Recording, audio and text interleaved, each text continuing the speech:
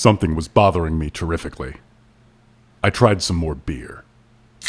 This is I Don't Even Own a Television. I, the jury. 1, 2, 3. There are books that are good, there are books that are bad. There's some books so fucking awful you wish you never had read them at all. 'Cause a novel can ruin your life. Hey buddy, I don't even own a television. Whoa, this is I Don't Even Own a Television, a podcast about bad books. I'm J.W. Friedman. I'm Private Dick, Chris Collision. Ooh, that's tough and hard-boiled, just like this book we read today, in an amazing piece of fiction about women's legs entitled I, the Jury by Mickey Spillane. This is the first in the series of Mike Hammer books. And before we go any further, I just want the people at home to know, do not read this. No. Under any circumstances, do not read this book. We took the bullet for you. You don't want to put this in your brain for many reasons. We got a hot dum-dum pounded into our guts, and you should let that be. You should not try to seek vengeance of any kind. You should not try to follow in our footsteps. I was legitimately surprised that this thing is still in print. It is genre-defining in many ways and horrifying in many ways. Just, it's, I guess, kind of a glimpse into the social atmosphere of the 1940s, Yeah. but it's also incredibly racist, incredibly homophobic, incredibly sexist, and we're not going to hammer on these points the whole time. We're not going to what? Hammer. We're not going to Mike Hammer on these points the whole time. Stop. It's hammer time. Oh, shit. But just be aware, you don't want to read this. There's better detective books out there that are far less offensive, so don't. Yeah, I don't know. I thought I liked hard-boiled fiction going into this as a kid. I read a lot of detective stories. I even had a compendium called Tough Guys and Dangerous Dames that I must have read like 14 times. But I think that was more kind of the Raymond Chandler, like kind of early era. Yeah. This came a little later, right? Oh, yeah. This came out, I think, in 47. The copy I got was just at this bookstore that sometimes has old pulpy stuff kicking around, so it's literally disintegrating, which is great, because I'm going to feel no compunctions about recycling the fucking thing. Yeah. And a joke I once heard said that Mike Hammer took the whodunit and replaced it with what? That is pretty accurate. And that's this whole slim volume is just devoted to not so much a mystery, but a story. And I use that word pretty fucking loosely. In my notes, I have this described as a hateful little pamphlet, which I feel is pretty accurate. This is like our 10th hateful little pamphlet this year. Jeez. This one just felt exceptionally dirty. Yeah. And then, like, I had read this right after I finished watching the new John Wick movie, and I think I've had enough gun violence to last me probably the next 3 years. Yeah. So, yeah. Anyway, I guess we should probably tell you what this is about. So here's plot in 60 seconds. Nobody knows if you win it or not. You got 60 seconds to give them the plot. Plot is 60 seconds. All right, Collision, do you think you can manage to get this complicated, thread-filled, weaving narrative in 60 seconds or less? I don't know, Jay. Something's bothering me terrifically. Yeah, me too. Maybe I should try some more beer. Yeah, let's do that. All right, get ready and begin. Private Eye Mike Hammer is a fist-swinging, beer-swilling, bourbon-slugging, paper-reading, gun-sniffing, breakfast-burning, woman-boning badass. He's back from the war and dealing out justice one bullet at a time. And now, his best friend Jack, a man who lost his arm taking a bayonet for him, has been killed. So it's time for Mike Hammer to wreak vengeance, which means he goes to at least half a dozen bars, mostly to kill time, eats out a bunch, bullies a bookstore owner, torments his secretary, goes to a private tennis exhibition, takes in a double feature, makes a strictly for work trip to a brothel, sleeps with one twin twice and complains a lot about not getting anywhere with the second, and falls in love with, then murders, a lady shrink who he decides is behind a heroin and prostitution ring that killed Jack because reasons. You did it. You did it. Yeah, so spoilers, guys. Charlotte is the murderer. Which is to say, Charlotte, who is introduced explicitly by name and pronoun, and then goes on to say she was a female psychiatrist. Yeah, like, Charlotte Manning, she was a female psychiatrist. It's like there are two contextual clues in the previous sentences that let me know she was female, but that says a lot about kind of the the tone of this book, I think, is that there's not a woman in this book that is not described like in the most lascivious ways possible, and you always have to be constantly reminded of the fact that women are women and men are men. And women are women, and they are women to the extent that they are A, white, and B, attracted to Mike Hammer. Yeah, not just attracted to Mike Hammer. Actually, this is a good point to talk about this, because I don't know if this will fit anywhere else. I have never read a book that treats marriage as weirdly as this book does. This book has some interesting approaches to sex, to be sure. I do want to say, we've read a ton of books that partake of the tradition of the sexy narrator who all the women go for. And this is so amped up version of that it is actually beyond a parody. It's Entourage almost levels of like, check out how cool this dude is, but he's not at all. Very cool. So what you're basically getting is like a story about Biff Tannen like clubbing his way through bars, and then you're supposed to think he's super cool. I forgot in Plot in 60, I apologize, he gets a haircut in the course of this book. You're right, and he goes does. to the tailor several times. And one time he goes there and he specifically mentions that the tailor was mad that he had a bullet hole in his coat, right, because he might lose a good customer. Right. So it's not just women in this book. Yeah. Everyone loves Mike Hammer. Everybody loves Mike Hammer. But yeah, we should talk about the lascivious nature of Mike Hammer. I want to talk about the fact that before we go any further, every woman in this book is waiting for Mike Hammer to propose marriage to them from the minute they meet him, to the point where like he's introducing characters, and by the end of the first conversation they're having playful jokes about, so when are you going to propose? Right. And it is kind of ridiculous. It reminded me of the Marry Me thing on Arrested Development, not to get all weird and television-y related, but that was played for laughs. Right. This is played incredibly seriously. And and let's talk about, I think there's two that are most relevant, right? So one, his secretary, Velma. Or Velda. Velva. Veda? I don't know. Velda. Anyway. With a D, like Zelda. Velda. Yeah. It could do Velma because, you know, that's That's not a a little too hot Scooby-Doo. name. Yeah, it's not a hot name. That's a Scooby-Doo name. Now, Velda, on the other hand, that's exotic. It's She's his secretary, and she has kind of a thing for him.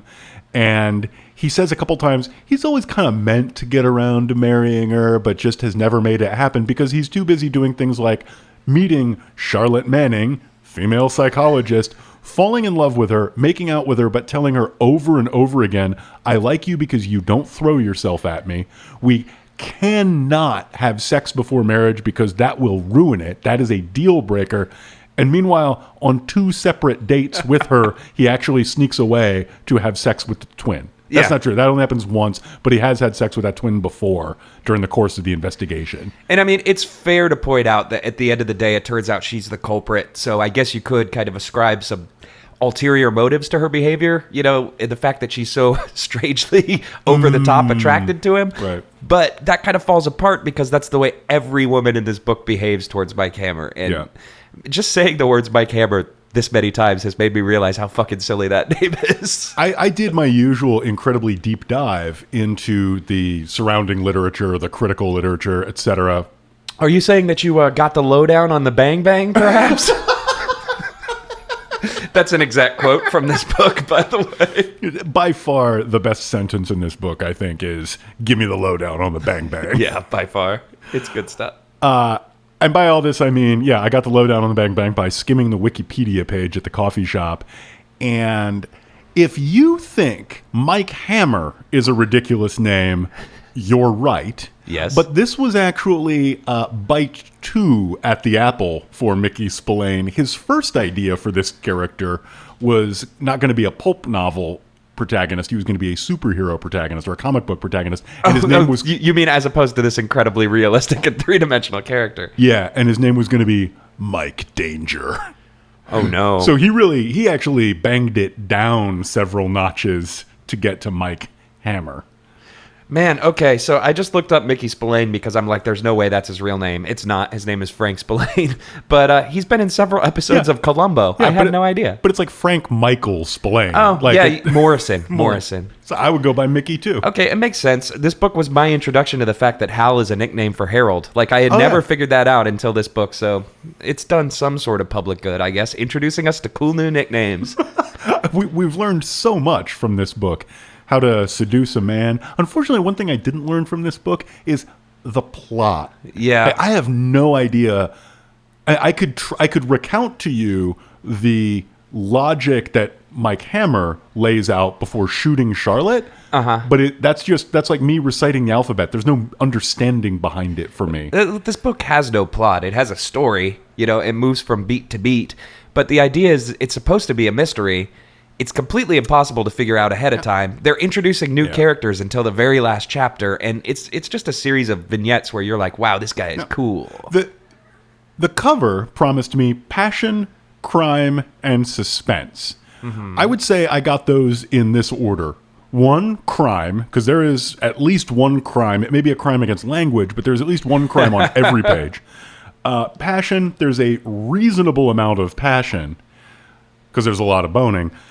The only element of suspense in this book is just waiting for Mike to figure something out or for the plot to cohere. There's like 4 or 5 scenes where Mike explicitly sits down and either ruminates or tells another character, I'm working on this. I don't have much. Here's what I have. And it just keeps happening. And you keep waiting for something to happen. And that's the only suspense. I'd say take that out of the tagline, the suspense part, and replace it with toxic masculinity, and maybe you're onto something. Like suspense, passion, and toxic masculinity in its embryonic state. This is Mickey Spillane. Yeah, there's a lot of that goes on, too, because there's these great moments where I just highlighted this passage. I had some tall thinking to do. I went upstairs to bed. And that's exactly his approach to cracking this case. Yeah, there's many scenes where he's like, I knew I had to do something right away. I drove home and went to sleep. It happens like 3 different times. This is the most casual detective that you're going to encounter. And this isn't even like so much a detecting thing. Like the inciting incident, if you will, is the murder of his supposed best friend. And he's not trying to solve a mystery. Oh, no. He's trying to figure out who did it so he can kill this person. That's his only motivation. Quote unquote, shoot them in the gut, he says many times. Because then they'll die slowly. There's a lot of shooting in the guts talk in this book. Yeah. You know what there isn't in this book, which I found really interesting, because we've already kind of run down a litany of this book's like massive fucking crimes against like the world and society at large, but there's no swearing. And I found that really funny that this book attempts to be so demure with language that the fact, like to the point where they have main characters talking about, I've got the poop on him, and stuff like that. Meanwhile, on the next page, you're dealing with these like horrible fucking depictions of anyone who isn't a white dude. This book is extremely American id-y. Yeah. In that it's extremely violent and willing to be very explicit about that, but it's very prudish in other respects. So it's okay to punch people, it's okay to shoot them, but you shouldn't curse at them. Yeah. It's okay to fuck people who you don't want to marry, but if you actually care about them, you must wait to marry them. So it's an interesting distillation. Like you can kind of see like this was probably a huge hit in France 5 years after it came out. So the French are reading this and being like, this is truly perverted, and they're not wrong. Yeah, no, I could see this falling into the same category as like a Jerry Lewis movie for sure, as far as overseas entertainment goes. Like, let's laugh at the piggish Americans, kind of. Kind of Jerry Lewis, or that line "low down on the bang bang." All I did was scribble in my notes because for that moment, Mike Hammer was being played by Kid Rock. The low down on the bang bang, ba with the ba. Also, I just wanted to point out this is a very, very subtle detail, but I think it says a lot about A, the character, and B, who this book is for. There's a scene where our hero Mike Hammer is getting dressed up to go somewhere. His secretary is not around to help him. Oh, yeah. And he has no idea how to tie his own tie. Yeah. He says something like, too bad Velda wasn't here to help with the tie. Like, he's a giant 15-year-old in every possible way, which makes this book a little disturbing. Right. When you start to take a step back, you're like, there's no swearing. This guy can't tie a tie. Thinks everyone in the world is cool, or thinks everyone in the world thinks he's the coolest thing. It's like, this is a 15-year-old's power fantasy. Yeah. And I wonder, I guess this was technically written for adults, but I feel like nowadays most of the people who are coming across it are probably people like I was when I was 13 or 14 that are like, I like stories about detectives. I'm going to read this.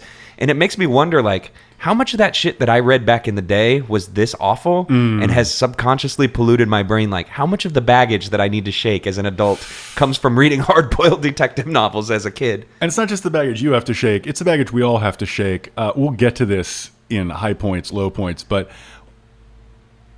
the tagline on the back of this is, the tagline on the front is passion, crime, and suspense. The tagline on the back of the copy that I have is the following, ... Good reading for the millions. Oh. So this is obviously This like... is mass market. Yeah, give this to all of America. This is what they call a mass market paperback, I believe, in the trade, which is to say it's very thin, has a pulpy cover, and can be finished in a good hate-filled 2.5 hours. This is a rip-roaring 160 pages. Oh, yeah, we didn't mention that either. I said it was a pamphlet. We were barely exaggerating. This is about the same length as Scott Adams' God's Debris, is marginally more entertaining, and probably has more to say about the universe, but is a lot angrier and more difficult to get through, I think. Which is saying a lot. I think it's actually less angry in a weird way because Scott Adams is the angriest American. That's true, and he's kind of raging with the anger of like, I was picked on as a kid and who's laughing now? Yeah. Whereas this is kind of just gleefully, gleefully, the world is shit, let's kill people, yay. Yeah. Which I'm not a huge fan of either. I mean, it's sort of, it's like this, it's a teenage fantasy in one way. In another way, the way I've been thinking of it is it's this fantasy of total male potency. Oh, yeah. I mean, this is literally a book where women seduce the protagonist by saying things like, don't be a sissy. Yeah. I think that says a lot about where it's coming from as far as male potency goes. And I don't want to get too far into this. This is, something that can be taken too far very, very easily. But his love for Charlotte goes along with two things that recur over and over and over again. Mm-hmm. One is that he cannot get over how white her hair is. Yes. There are serious passages in a 160-page book devoted to his appreciation for the whiteness of her hair. I have not seen a writer so preoccupied with whiteness since the white chapter of Moby Dick, right? The other thing... Since the Overton window, am I right? P.S. We're not reading it. The other thing that he constantly mentions are physical attributes of hers, right? Yes. So she's got great thighs, but they're not movie star thighs. They're bigger than that. They're quote-unquote the kind of man would drool over. Yeah. She's got really broad shoulders. She is described several times as being not very womanly. The word man-sized is used, I believe, in reference to her a couple times. In my head, she's China but blonde. Yeah. Like, she's very much described as a domineering, physically imposing woman. Right. Which is kind of stands at odds with the rest of this, and I think it is kind of a glimpse into the mind of the author. Yeah. In a strange way. It's a weirdly masculinized kind of femininity that he seems to prize the most. Yeah. And I think we'll just leave it at that. But yeah. Suffice it to say that I think perhaps Mickey Spillane isn't as purely macho as he wants you to believe. And we'll just leave it there. Yeah. Okay, let's do some high points and low points. High points are high. And the points are low. High points. Low points, get ready to go. Okay, I'll get us started here. I have actually several high points, but they're all very small. And I'm going to start out with one of them that just tickled me a lot is Spillane. Sorry, I keep getting Spillane and Hammer mixed up. How could I do that? Golly, I have no idea how you could possibly mistake those two.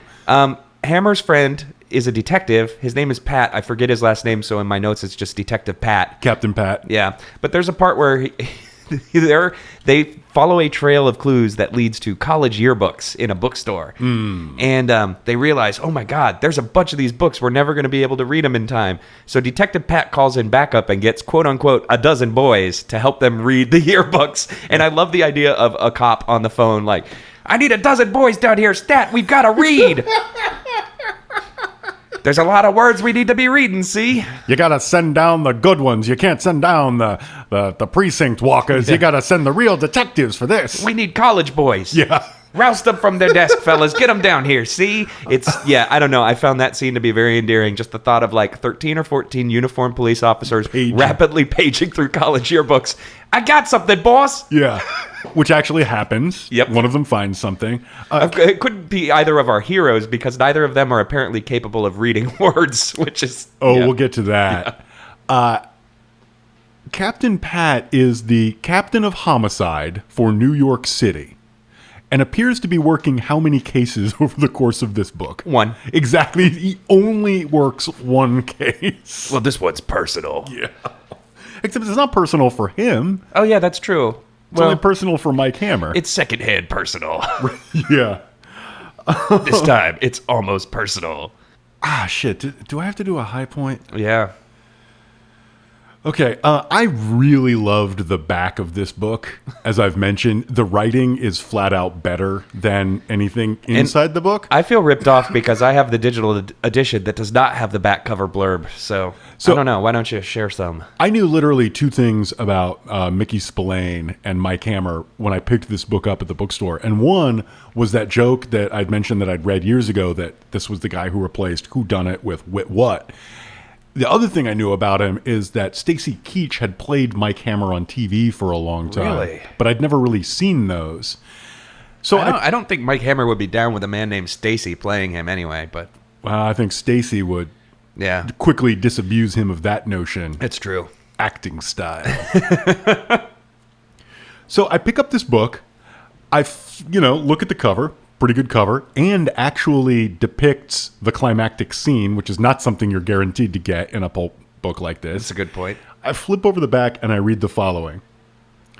There are undoubtedly dozens of young ladies to whom Brooklyn-born Mickey Spillane needs no introduction. Oh my God. He was captain of the lifeguards at Point Breeze, Long Island for quite a few summers around 1940. That is a good joke. It is. This is like Grease or something. I don't know. I'm amazed that he just decided his author bio needed to start out with his high school athletic accomplishments. I don't think there's any chance he wrote that. No. That was written by some secretary at Signet Books. Yeah. And it is a better joke than probably anything in Mickey Spillane's career. Now I want to write a book just so that someone on the back of it can be like, J.W. Friedman is totally rad and awesome. Lots of girls think he's cute, and the fellas want to be him. Yeah. So at that moment, I was like, I am buying this. And then I pitched it to Jay. He agreed. We started reading it. And I think that brings us to a good time for a low point. Oh, okay. So, yeah, there's a ton of them. I think my first low point is something we've kind of gotten into earlier, which is just... this book has no idea how to deal with anyone who isn't a white man, and it's very uncomfortable. Without getting explicit, there's a scene where he goes to a bar in a black neighborhood and basically dehumanizes everybody inside it. There's, later on a scene where he's interviewing a clerk at a store who is very obviously coded as Middle Eastern and speaks very broken English in a quote-unquote hilarious way. That kind of stuff is rife. You can't go 5 or 6 pages in this book without encountering something that, for me at least, several times made me gasp. And that takes a lot. I mean, we read a lot of shit here. And this book several times had me going, my God. Yeah. And what? And things like that. It was kind of like a Little John concert on my couch. Okay. What? I think actually in retrospect DMX would have been the better one for that joke, but all right. Anyway. I mean, the Lil Jon DMX decision is always a really difficult one for any internet as jokester. Mickey Spillane could tell you, snitches want to try. What? Snitches gonna die. What? All right. All I see is pain. I feel like a lot of this book actually could be just replaced with the bad guys trying to stop, drop, shut them down, and open up shop. That is kind of what's going on here. I'd say the narrative quality is about akin to, let's say, some second-rate, late 90s New York mafioso style rap where they're telling a story about a crime. You're on about the same level, except this is 160 pages and doesn't have a cool beat. And believe me, every single DMX story song, if you're a DMX head, which is to say if you have even one DMX record, you know that there will inevitably come a moment where DMX just sort of, I was going to say stops rapping, but let's bracket that. Anyway, there's no backing beat, and DMX just kind of tells you a little story, sometimes with a couple of different characters. For my dogs. Yeah. Those are so much better than this. Yep. And this is DMX, the most homophobic man alive. That's, quite possibly true. And I like DMX better than Mickey Spillane. Yeah, me too. Mickey Spillane at least doesn't yell "what" in a catchy fashion every 4 bars, so that alone kind of is a pretty huge distinction. Yeah, and it just marks it way, way down. Fuck, am I supposed to... Okay, so it's low point time, right? It sucks because obviously the low point of this book, I feel like, is what I just said. So I'm sorry if I took the wind out of your sails. That's the most glaring one for sure. I'm going to go a little bit cheesy with this, but the other big problem is just how tiringly the book is written. There's no real pacing, and there's no real attempt at pacing either. Everything is described more or less the same. And I'll say that a major issue is Mike Hammer never actually encounters any resistance. He fights. He wins every fight. There's never really a moment where you think he's not going to win a fight. He always has the upper hand. And that's why this is, you mentioned like, oh, I think maybe this is targeted at 14-year-olds, and that's because it is such an obvious power fantasy. It's such an obvious wish fulfillment fantasy. Yes. And it's not even mature enough to understand that overcoming obstacles that it didn't look like you could overcome is even better and more satisfying than just plain overcoming the obstacles. He gets shot at one point, but it's described as quote unquote a bullet burn that doesn't pass through the skin, and someone asks, "Are you hurt?" and he says, "Hell no." Yeah. So that's about as close as you get to Mike Hammer ever remotely being in danger of not succeeding. Right. Yeah, it's I agree. He encounters no resistance. Everything he does goes his way. Yeah. He can walk into a room and be like, "Hey, what's the scope on the XYZ?" And people are just like, And they just tell him. Yeah, they just tell him. If they don't, he'll hit somebody and then they'll tell him. Yeah. Oh, I wanted to bring this up earlier. You were saying, you could kind of imagine this as like a 14-year-old's power fantasy. Yeah. Okay. Let's say 15-year-old. Does Mike Hammer have a really cool car? I don't remember much about his car. He does. I think it's pretty cool. It has a giant... It's faster than anything on the road. Oh, it is because... But is it a cool-looking car? No. Yeah. He's just got a limousine engine under the hood of his small car. Exactly. And he's like, it makes any mechanic who sees it raise his eyebrows in appreciation. Yeah. Because nobody can meet Mike Hammer or encounter anything he's done without instantly appreciating the man. Yeah. But if you're reading a book where the guy's car looks like shit but is secretly badass, I think you're reading a book for a fucking 15-year-old. I think that's a good point. It's like, this Pontiac Parisienne estate wagon I've got may not look like much, but it's got a fucking Hemi. Yeah, it's got it where it counts, kid. Yeah. Oh, wait, did I just say Star Wars was for kids in a second consecutive episode? Surprisingly, we haven't gotten much hate mail about the first one, so maybe this will pick up the slack. P.S. Video games are for children. All right, let's roll into some more high points here. For me, my definite high point is the fact that at one point, Mike Hammer goes to visit a brothel and the first thing he does when he goes into the room is start tapping it down and searching it for wires, because apparently in the 1940s people would blackmail each other but with audio recordings of them having sex, which just cracked me up to think about. Like, I've got tapes of you and this lady. That's really funny. Yeah, I don't know. That did not register with me, but that is really fucking funny. So you kind of have to make this work. You kind of have to imagine that he's going to like haggle. He's going to talk explicitly about what he wants and what he expects to pay, right? Yep. He's like, I'm Mike Hammer. I don't pay full rate for sex. So let's talk about what I'm going to get and what I'm willing to pay. Yeah. And this is after he's tapped it all down. Make sure that nobody's recording this lascivious conversation. I just love the idea that like, my name is Mike Hammer and I'm about to have sex with this prostitute. Oh, damn, what did I say? I'm waiting for the prostitute. I'm just flipping through the paper, which is dated today's date. Oh, speaking of the paper, tertiary high point, there's explicitly a scene where he removes the funny pages from the rest of his newspaper. And I love that so much. Yeah. You know, he was reading Dick Tracy. Oh, yeah. Oh, my God. And just like, who needs a talking wristwatch? What a pansy. Yeah. This man relies too much on technology, see? All right, second high point.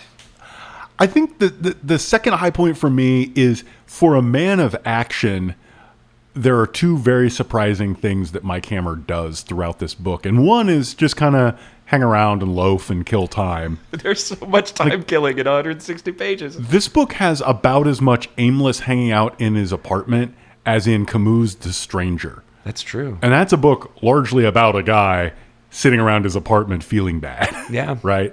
But the thing I really like is that in addition to that, he also is a man of speeches.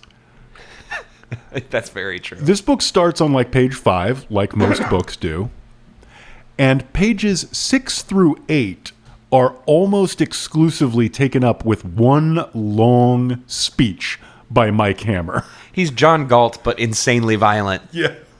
And it's kind of delightful because he just sort of like, you can just see in a book that's a little more self-aware, he just strides into the room, starts giving a 2-page speech about vengeance, and the cops are just like scratching their heads with their guns, rolling their eyes, checking their paperwork. He's at it again, boys. Yep. Yeah, Mickey Spillane loves to kind of explain things in that way.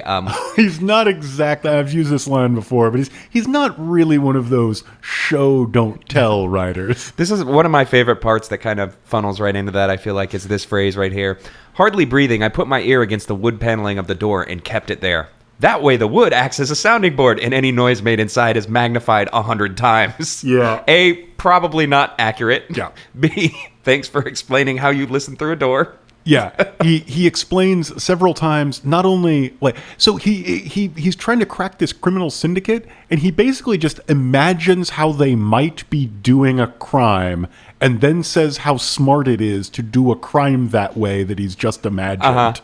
Right? Like that happens about, he's got this like fantasy about this bi-mail heroin network. Yes. He's got this fantasy about how people stick a matchstick through a straight razor so that they can, I guess, slap you and cut you without the razor coming from between their fingers. He's got this fantasy about how New York cops can show up anywhere in New York State and immediately claim jurisdiction. And even when they're not cops like Mike Hammer. Yeah, and he just explains it all over and over again. Spillane explains it all. Oh, that would not be good. What was her name? Melissa Joan Hart. Yeah, Melissa Joan Hart just hanging in her room, and then suddenly Mickey Spillane crawls through the window while guitar goes, wow.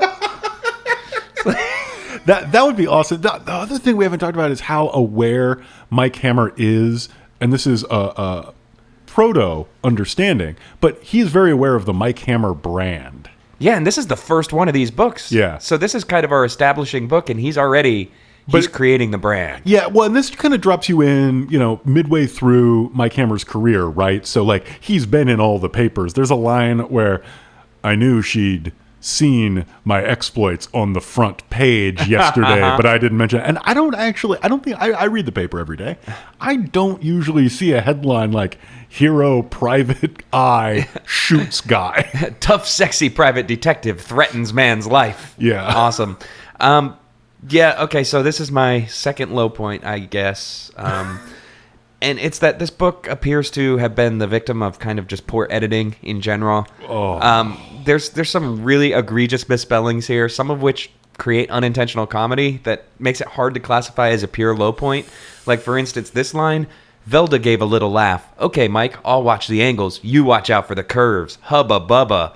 But Hubba Bubba is spelled like tuba, so it looks like Hooba Booba. Hooba Boo. He actually says it's stanky. He says Hooba Hooba driving up to a town at one point. It's just, I just want to roll down my windows now and start yelling Hooba Hooba whenever I just drive past anybody. Please don't do that. I won't. That will get you shot. Yeah, I was just kidding. But yeah, Hooba Booba, that bugged me. And then later on, when he enters Charlotte's house to have the final confrontation, he hears her singing in the shower. Do you remember the song that she's singing? Oh, fuck. I don't. I do. It's Swanee River, which I remember specifically because I'm a Florida native. That is Right. our state song. It is spelled Swanee. He leaves a whole syllable out of this. And I mean, I know the internet didn't exist back then, but libraries did. And A, why would this character be singing this song? And B, if you're going to have a character sing that song, maybe look up the actual title of it. Right. That is a very important song to many Floridians, which I'm sure he did not care about when he was writing this book. Moved to South Carolina because he fell in love with it, Okay. which is not Florida. I do I understand mean, that. It's a But couple states away. But it's not Greenpoint, New York, or wherever it was that he was born and raised. So, yeah. I'm just saying, you drive into Florida from Georgia or Alabama, the first thing you see on signs is the sheet music and the words to Swanee River. Like, it's not an obscure jam, Right. But I don't know. So yeah, that sort of shit just kind of irritates me because it does. I was going to say it takes you out of the book. There's not much to be taken out of, but it's frustrating. Hooba booba, especially. Am I supposed to do a low point? Yeah, you have one more low point. I mean, I feel like we've really talked about all the badness of the book. I mean, this is a typo-ridden, hateful piece of thing. So I'm going to give a personal low point, which is that some of my initial assessments did not hold up too well. So I'm going to read to you from my notebook. Okay. So I raced through the first 30 pages or so, which is unusual for me. Usually I really start with very detailed notes. This time I read a couple chapters and then made some notes in retrospect. And my second note reads, probably not deliberate racism. And boy, that assessment did not hold up, my friend. yes, so no. it made me feel very bad. And then when I resumed reading, my next note was, the bad guys are gay, ... Which- and it just went so downhill from Which there. turns out they're not the bad guys, but they're portrayed in a horrible way. Once again, as is every character who is not white. They're not the primary bad guys, but they are part of it. involved in selling heroin and recruiting women into a prostitution ring. By nefarious means, which we didn't even really get into, where they have a man in He's his a 40s handsome man. Yeah. posing as a college student to knock girls up and get them involved in prostitution, see?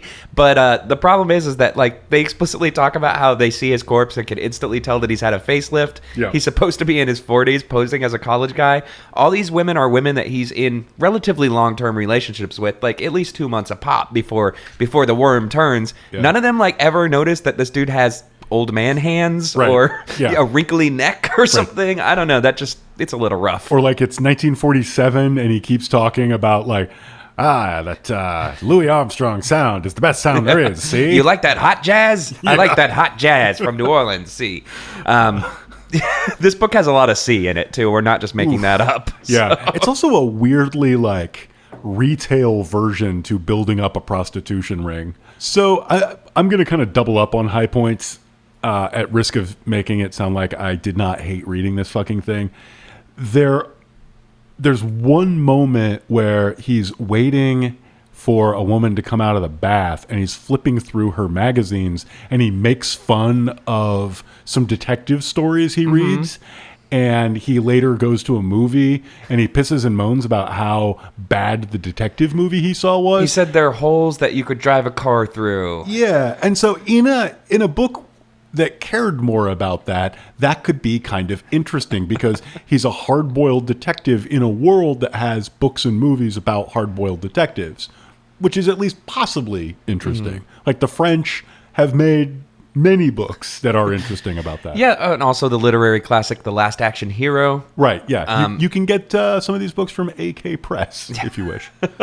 I guess for me, my second high point was the discovery that I guess in the days of World War I or so, or World War II-ish, I guess, if you joined the military, they made you watch film strips about venereal disease. Yes! And he explicitly says 3 or 4 times, I was glad Uncle Sam showed me those movies of what happens to boys who sleep with girls who sleep around and He's stuff. so afraid of VD. It recurs time and again. I had that as a highlight. I'm so glad you mentioned that. Well, I just want to ask because I'm unfamiliar with this world. So if you're out there listening, listeners, if you are or have been active military, please write in and let us know if they still make you watch VD film strips. I super want to know. I have a feeling the answer is no, but I really want to know if you still have to sit down and get briefed about the dangers of loose women. Welcome to this man's army. There's two things you've got to take care of. Your rifle and your man rifle. Yep. And then badly dubbed over, since there's women in the army, also your lady parts. And then it jumps back in like, lube your rifle and wrap that rascal. Also practice safe sex in other ways that we're not Dental dams. totally clear on because we don't know what women do. And now I just want to hear someone say dental dam with like a bed of 1960s production music, like Happy Go Licky under it or something. You're saying that this is the worst thing. This is the worst place my mind's ever gone. But you know that dental plan. Lisa needs braces. Yeah. Dental plan. Now Oh, I'm no. thinking of it as like dental dam. Oh, no. Lisa needs braces. Oh no. I will say there's not going to be anywhere else to fit this. The one thing that made this book more enjoyable to me and more tolerable was playing a game with myself where I was looking out for at any point whether or not someone was going to get quote unquote whacked off, because I feel like that is totally a phrase this book would have used for killing somebody. And I was so ready for it. I'm like, is he going to say it? Because he does talk about people getting whacked. He talks about people getting knocked off. I'm like, when is it going to happen? When is it going to happen? It doesn't happen in this book, folks. So there's another reason not to read it. No one gets whacked off. Sad. Okay. I think we've kind of dug all of the fucking pearls we can out of this particular oyster. So why don't we take a break? Let's do it.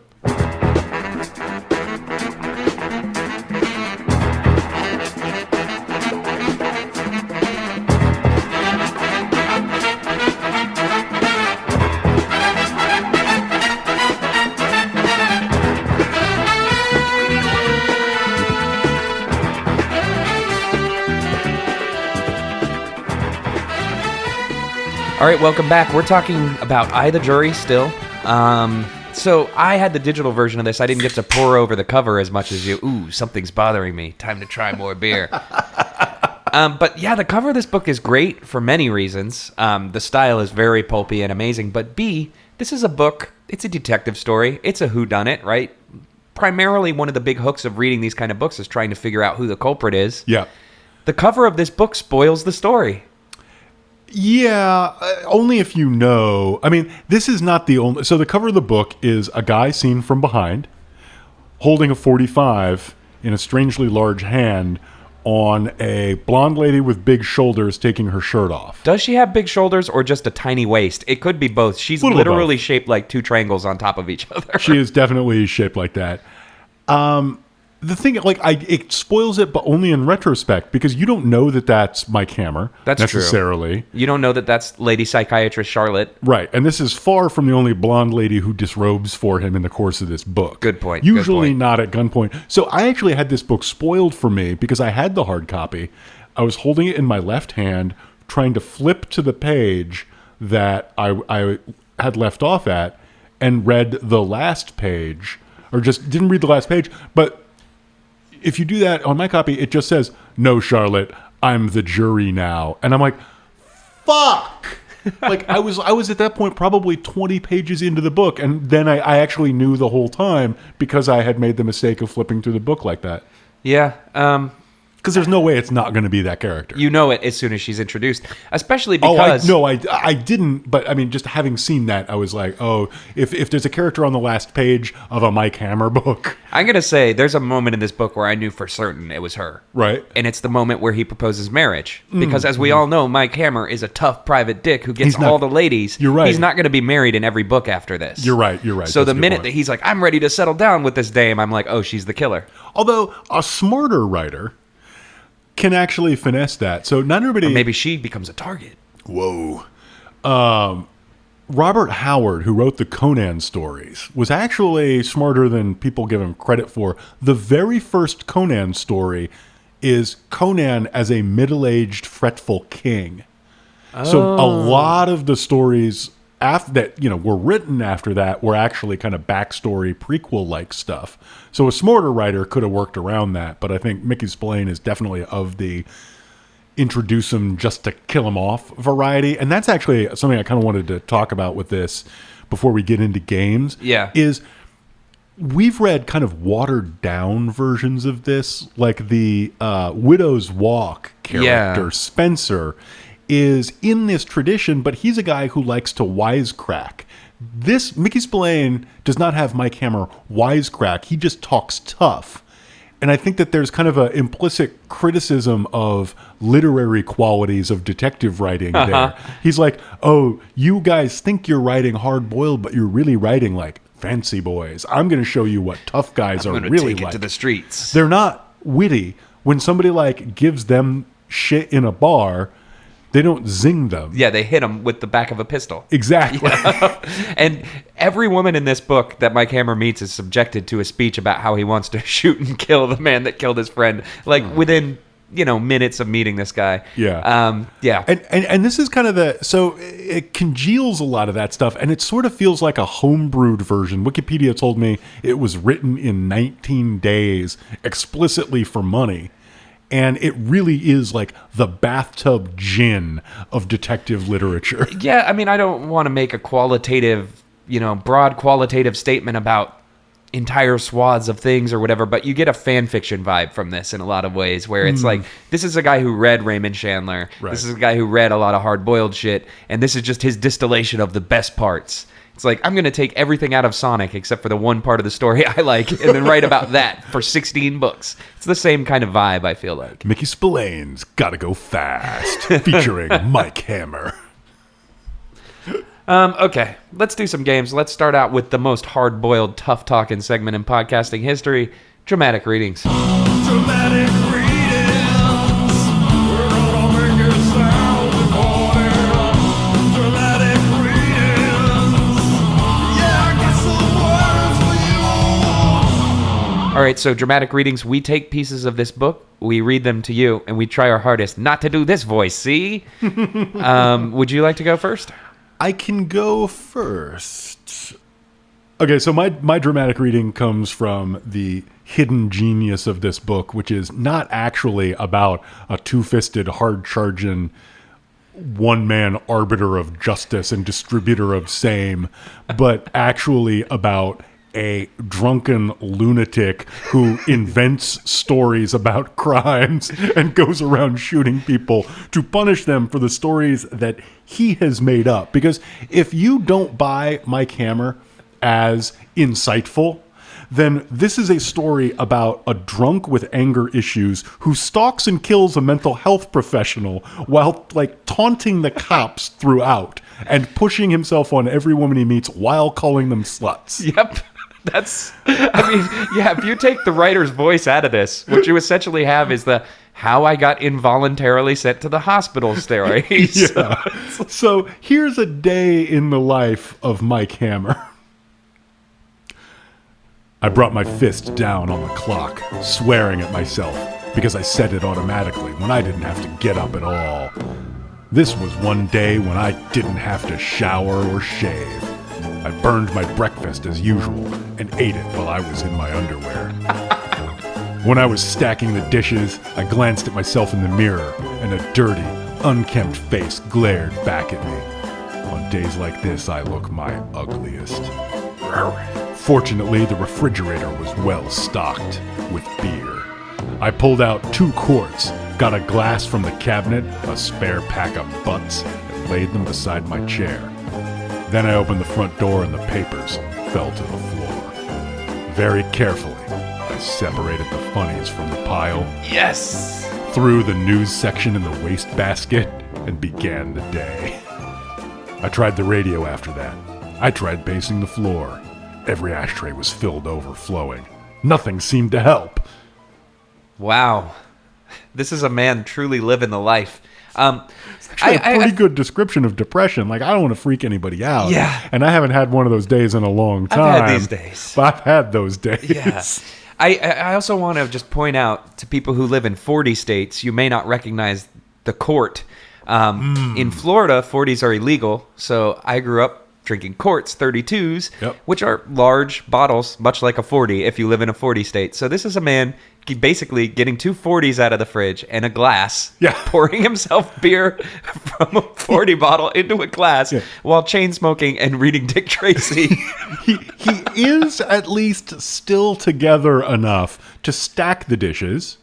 He's still together enough to get a glass to pour the beer into. He's not hitting it straight out of the quart bottle. But I mean, that's what you do with a quart. No, I get it. Like, I've been there. You put a Years paper ago- bag on it. Years ago, when I was introduced to alcohol, what I was introduced to was the quart bottle of Milwaukee's Best. Ooh. For 97 cents. You could get it for $1.06 after tax. Yeah.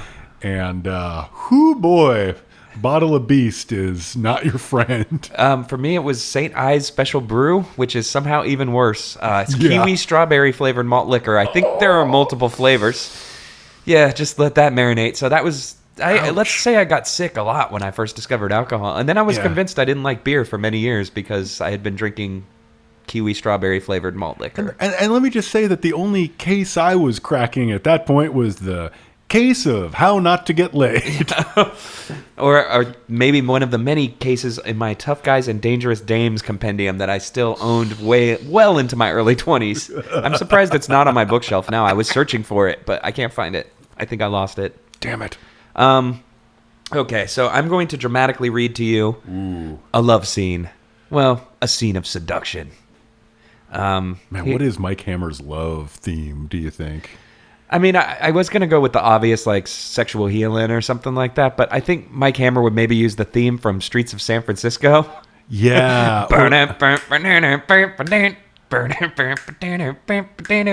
Something with a baritone sax. Maybe, but I also think, like, he strikes me as like a hit him hard, hit him fast love maker. Oh, well, Rammstein, Du hast. Yeah, or I was like seek and destroy. Or, okay, forgive me, I never do this. I'm calling executive privilege and doing this just one time. Imagine Mike Hammer, played by Vincent K. McMahon, doing the big ball walk out to the arena. I mean, yes. Goddamn, pal. I'm gonna shoot him in the guts, pal. Okay, yeah, so I think maybe something by Morphine should go behind this. Oh, yeah. She strode provocatively across the room and back toward me. Under her dress, her body was superb, unlike what I imagined the first time. She was slimmer, really. Her waist thin, but her shoulders broad. Her breasts were laughing things that were firmly in place, although I could see no strap marks of a restraining bra. Please read that sentence again. Her breasts were laughing things that were firmly in place, although I could see no strap marks of a restraining bra. Her legs were encased in sheer nylons. Okay, encased is the least sexy word ever because now I'm thinking of sausages. Sorry. Man, I'm really ruining this vibe. Her legs were encased in sheer nylons and set in high heels, making her almost as tall as I was. Beautiful legs. They were strong-looking, shapely. Well, do you like it? She asked again. Lovely, and you know it. Lovely, and you know it. I grinned at her. You remind me of something. What? A way of torturing a guy. Oh, please, I can't be that bad. Do I affect you like that? Torture you, I mean? No, not quite. But if you take a guy that hasn't seen a woman in 5 years, let's say, and chain him to a wall and let you walk past him the way you did just now, well, that would be torture. See what I'm getting at? What? Her laugh was low and throaty. She threw back her head a little, and I wanted to grab her and kiss the beauty of her throat. Charlotte took my arm and led me to the kitchen. The table was laid out for two. On the table was a big pile of fried chicken and another equally large basket of French fries. I did not make that last paragraph up. This scene is literally a seduction scene that ends with a fried chicken and French fries dinner. I mean, the scene doesn't end there. As we, this is actually a really good segue into what is your fave. What is your fave? What is your fave? When you're presented with a list of options, what is your fave? All right, I'm on the hook. I'm curious. Totally. So what we're going to do here is we're going to talk about our favorite one-liners, particularly those we haven't gotten to yet. And I know one of your favorite one-liners comes immediately after the sitting down and having a big greasy meal of fried chicken and French fries. Yeah, so after they eat, they have to clean the dishes, and I suggested we do the dishes, and she handed me an apron. Very politely, I laid it on the back of a chair. It just wouldn't go well with my mug. Which, that's a three-liner, but the one-liner there is the, it just wouldn't go well with my mug. It is so good. Like, As opposed to actually admitting, my masculinity was so fragile I couldn't even be wearing an apron in private. I'd rather have dishwater down my front than be seen by no one wearing an apron. Exactly. Mother. And no, I won't take out the trash. I'm busy playing Halo.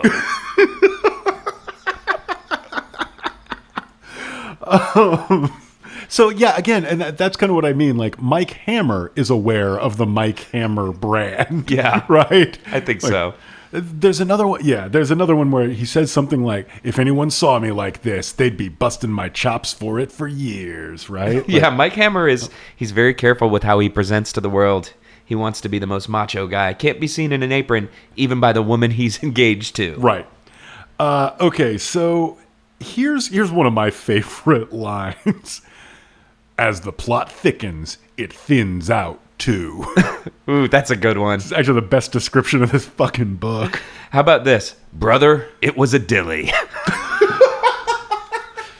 That's from when he's reading a psychology magazine and he says, if it weren't for the big words, I would have enjoyed it. I wish they would write stuff like that in language for the layman. Right? So wherein the hero of our book readily admits, while being the obvious voice of the author, I don't like to read big words. I don't like to read big words. One of them damn college boys writing a book. This one, you talked about really wishing somebody would get whacked off in the course of this book. This is as close as we come. This is about a highway patrolman.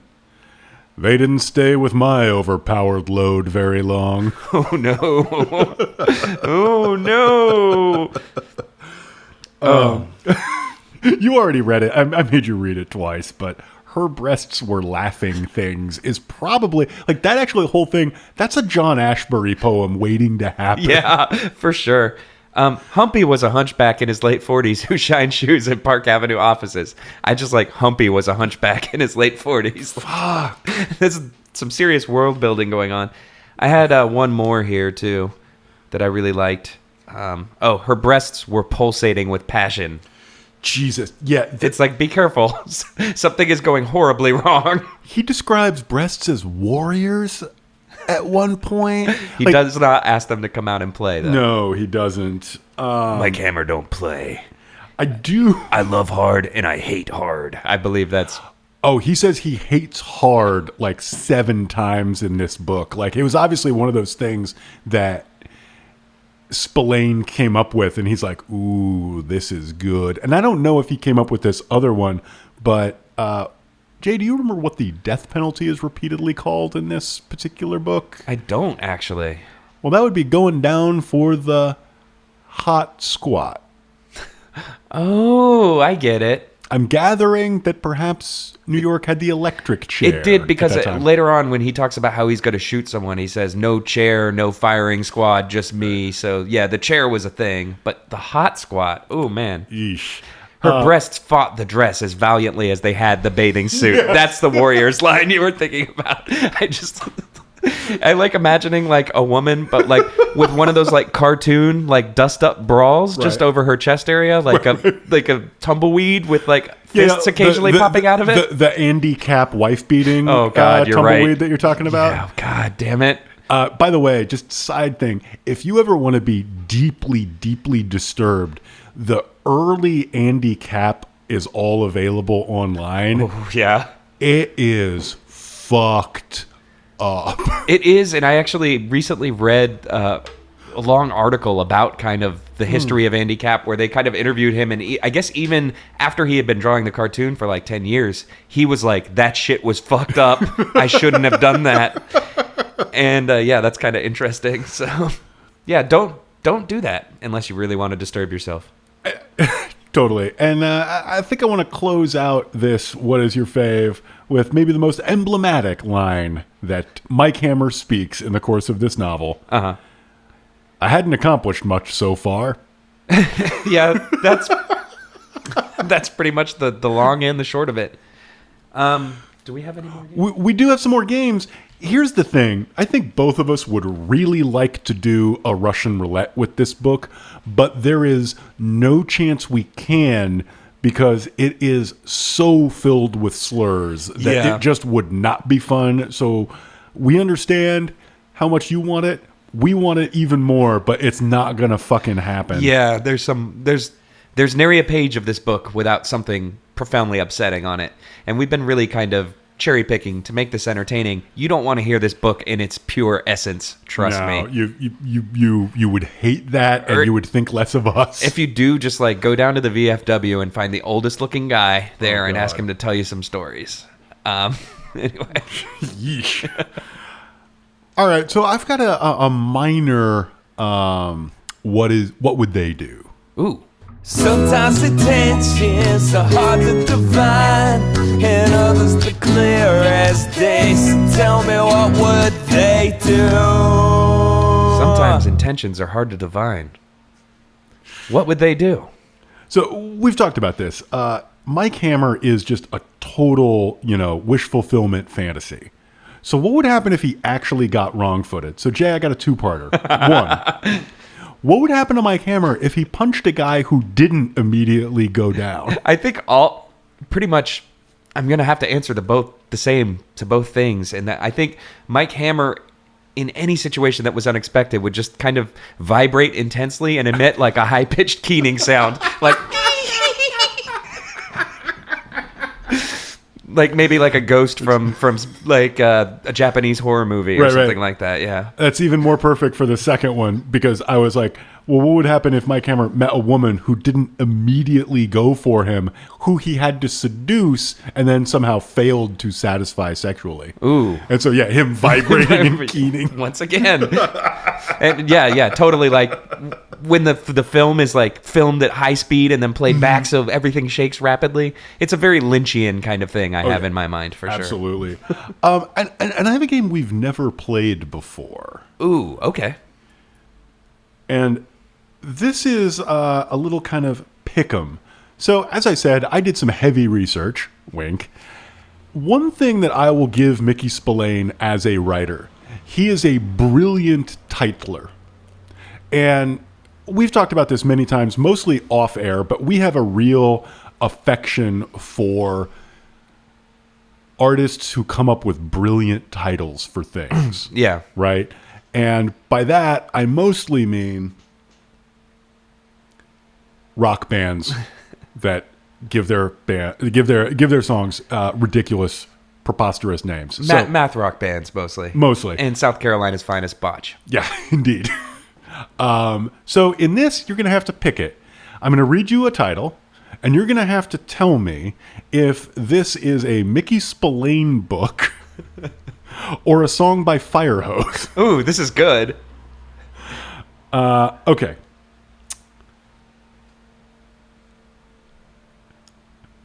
I got to wait for that one. Okay, so let's start off with an easy one. Okay. I, the Jury. That's Mickey Spillane. Got it. Kiss Me Deadly. Mickey Spillane and Lita Ford. Correct. Dangerous Curves. Only Lita Ford. Oh, no, he probably says that in here too. Can't Believe. Firehose? Correct. All right. The Ship That Never Was. Mickey Spillane. Too Long. Mickey Spillane? No. Oh. Finally got one wrong. Lost Colors. Firehose. Correct. Epoxy, for example. That is definitely Firehose. Yeah, that one was kind of easy. One Lonely Night. That's Mickey Spillane. Up Finnegan's Ladder. Oh shit, this could go either way. This one is hard. I'm going to say Firehose. That's correct. Oh, damn it. Damn it. I'm on a roll. You are. Me, Hood. Yeah, this gets really tricky. Fire hose again? No, that's Mickey Spillane. Wow. Yeah. Man Alone. Mickey Spillane. Losers, Boozers, and Heroes. Oh, man. Yeah, these get tougher and tougher. I'm going to stick with the Spillane.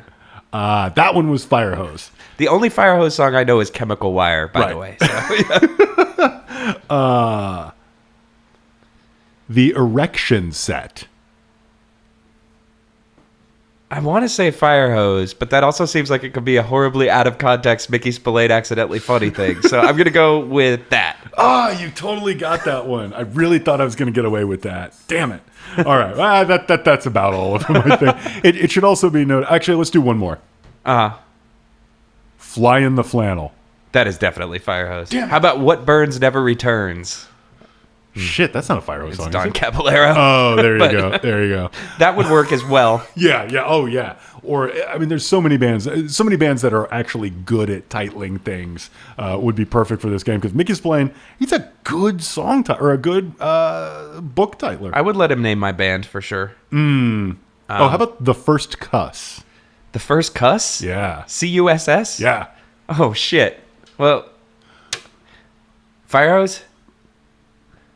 Yeah. Oh, man, but that could have easily been Spillane, too, because cuss could mean something that I didn't think. And this has to be, like, literally the only place where Fire Hose and Mickey Spillane overlap in any significant way. I love Mike Watt. Please Yeah. don't write in to tell me that I need to go listen to a bunch of Fire Hose. I'm too old to change my tastes. I like Firehouse much better.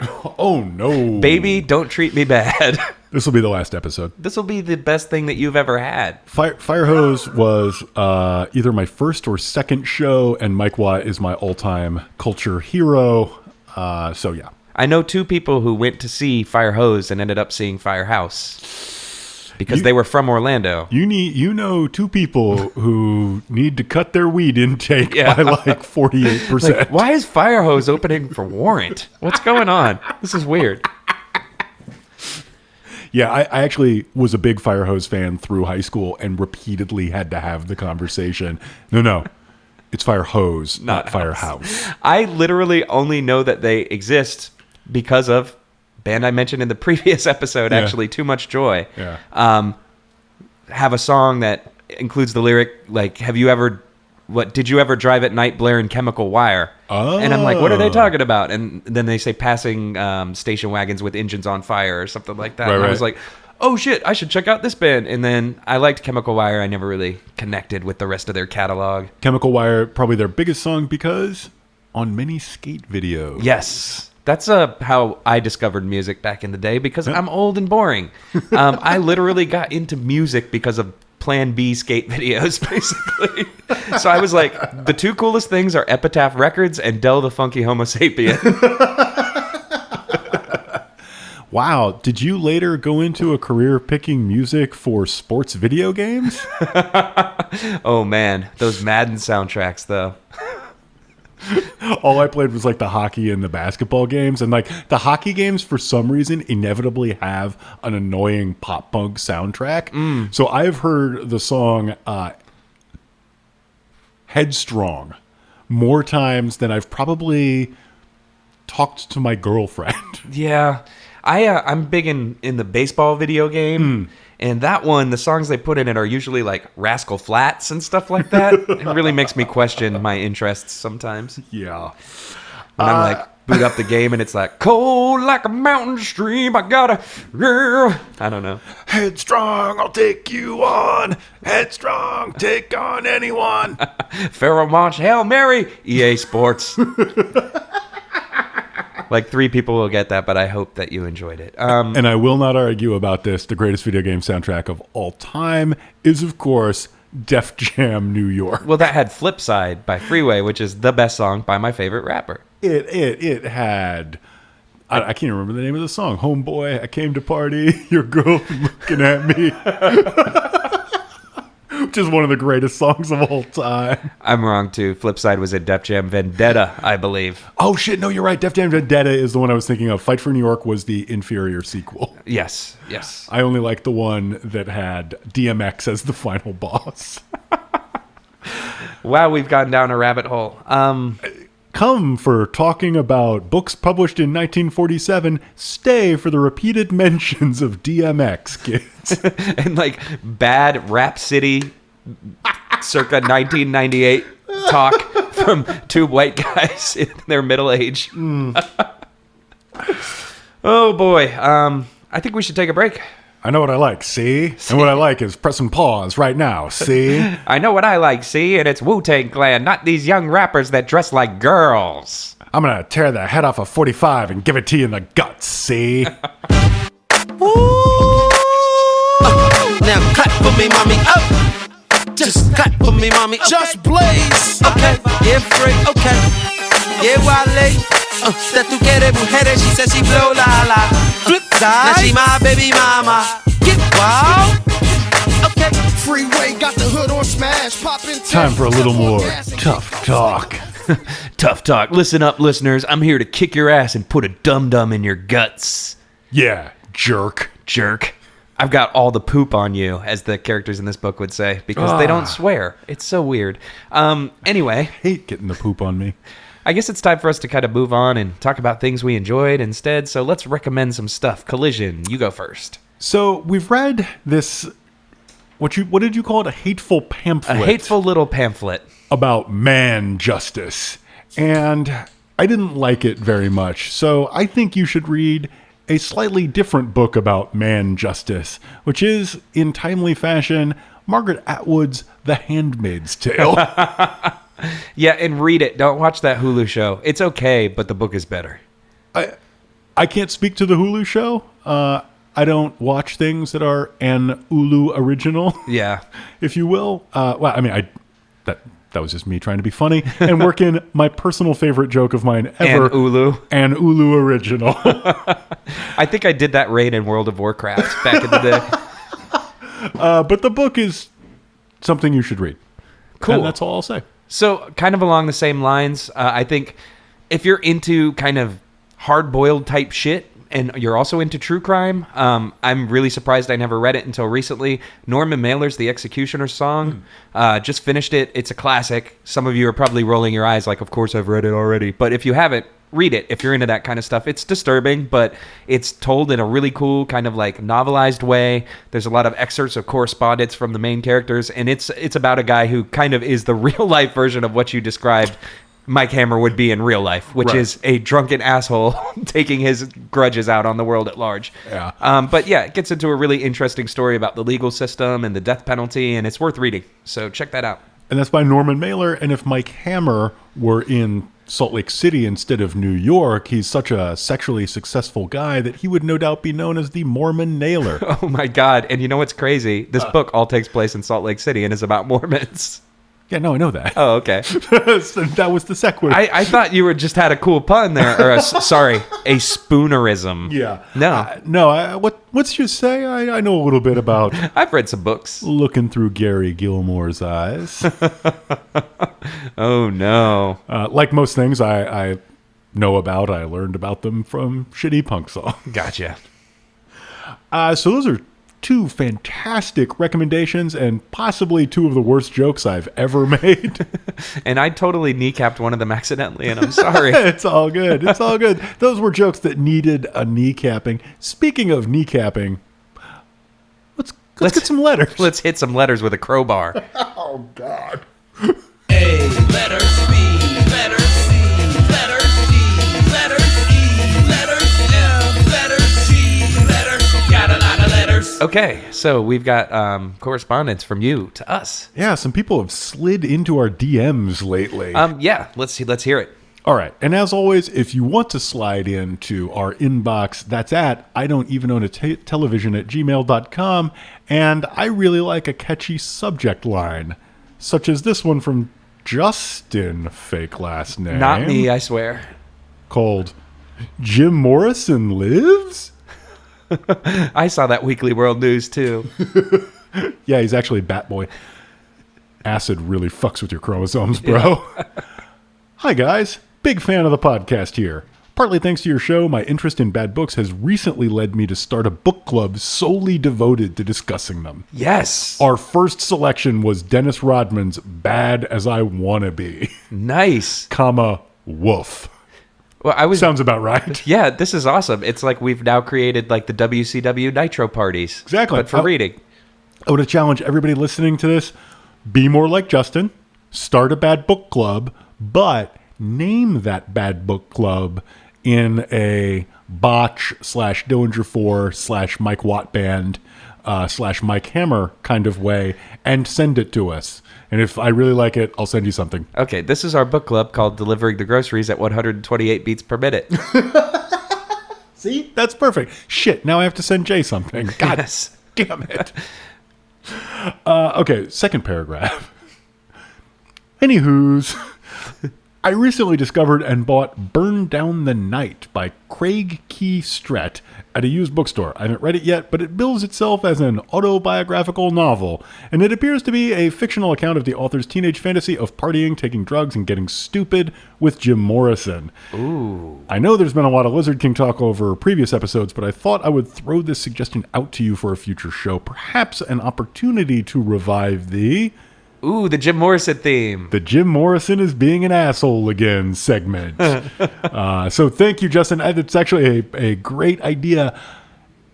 Quick question for you, Jay. This is why I read this. What would you rather read?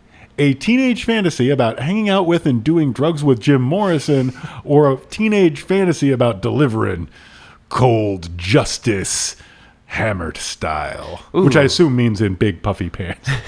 Cold Justice Hammer style is an awesome collaboration that never happened. Definitely the former, I gotta say, to be honest. At this point, I'm just down with talking about Jim Morrison because I'm just so surprised that there are so many other people out there that find him just as annoying and distasteful as I do. I thought that this was a rare opinion, and I love having my opinions validated. Yeah, what a rare opinion. Wow, that shirtless jackass in leather pants moaning about his dick sure is annoying. I think it's worth noting, I was in like 8th grade when the Doors movie came out. So like a lot of people my age like have a serious appreciation of the Doors, and it's weird. I went on a date to the Doors movie. Ooh, that's bad. I went on a date to Dogville, which, by the way, first date. Anyway. Was there a You know what? Never mind. It's Lars von Trier, and it's a horrifying movie. Oh, I know. Yeah. Anyway, not the best first date movie. I was like, oh, cool, let's go see something artistic and cool. And yeah, there wasn't a second one. Right. Yeah. Anywho. Yep. To quote Justin. Anywho. So let's move on to our second letter, which is, again, this is a good way to get into our inbox. Subject line from Vicky, fake last name. Vicky is also 2 Ks and 2 Is. Nice. That's the correct spelling. Mm-hmm. And the email is entitled, The Treasury Department's Raging Hard-On for Paperwork. Cool. I think I just watched this movie last night with Ben Affleck.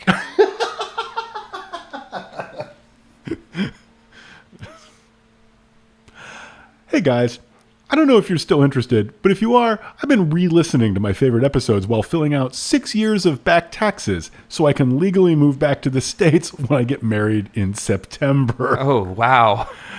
Parenthetically, did you know that the U.S. is the only country that requires citizens resident in another country to file tax paperwork even if they don't owe taxes? So a hearty Jesus. fuck you to them. That doesn't surprise me at all. The IRS is one of the worst government agencies in the entire world. Oh my God. And if you're listening to this and you work there, I'm sorry, but quit your job. On a different note, I know you guys do modern stuff, but if you ever have a desire to branch into, I don't know, ancient Greek writing, there was a guy named Lucian who wrote satires that I would 100% recommend. I'm not enough of a classics scholar to know whether they're good satires, and I'm not enough of a historian to know what they sounded like to ancient Greeks, but to a modern reader, they sound like gleeful, unbridled, batshit insanity. Not necessarily for the podcast, but for your own entertainment at least. P.S. My fiancé Tom is the one who introduced me to IDEO TV Pod, and yesterday I was listening while stuffing invitations into envelopes. The soundtrack for my wedding prep is apparently you guys, is what I'm saying. Oh, wow. So thanks for making a stressful process more fun. We're getting closer to the inevitable marriage proposal via letters, and I'm waiting for Exactly. that to happen. Oh, yeah. So, don't do that. But Do that. No, do that. But this is awesome. This is close, and I wish you both success and happiness. And obviously same. And it hits many, many threads that we like to sound. So number one, listen to the podcast and inflict it on your significant other if you want to advance the relationship. Here's this stupid thing I like. Listen to the podcast. It's great for repetitive / unpleasant tasks like doing your taxes or addressing envelopes. And wow, ancient satire. That's really interesting to me. I read The Golden Ass by Apuleius in college, and we had this long conversation about it where nobody in the room seemed to understand that it was like obviously making fun of a lot of things. I'm really unfamiliar with satire that predates Swift, basically. Like, as far as I'm concerned, that's the origin of the genre. So this is interesting to me, and I do want to read it because I find that satire out of context does come off a little loony. Like, even to this point, like, the other day, I was like, oh, all the old Saturday Night Lives are on the internet now. I can watch Saturday Night Live from the 1970s. Guess what's not funny anymore? Topical satire? Yeah, exactly. So, yeah, I'd be really interested to read the prehistoric, or not prehistoric, but the ancient Greek version of that for sure.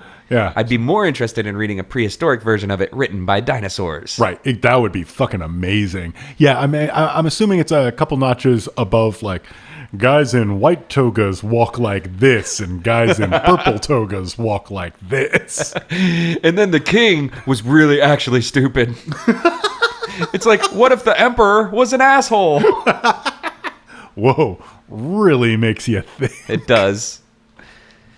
Anyway, thank you so much for that letter. Again, it's I don't even own a television @gmail.com. You can get a hold of us on Twitter at IDEO TV Pod.